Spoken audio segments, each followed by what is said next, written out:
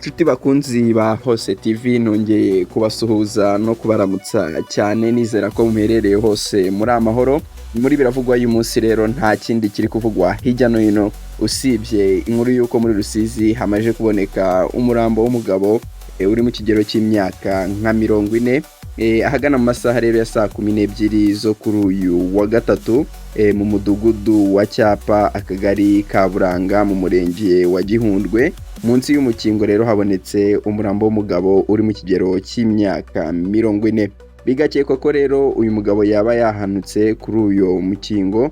Bamwe mu batambuka kuri uyu muhanda munini wo mu mujyi wa Rusizi bavuga ko uyu mukingo umaze kugwaho abantu benshi, bagasaba ko washakirwa igisubizo.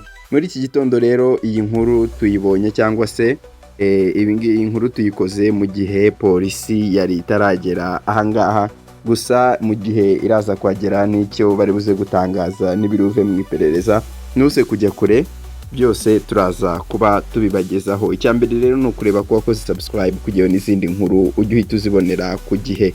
Nje nari Anakre nk'ibisanzwe rero, ciao ciao.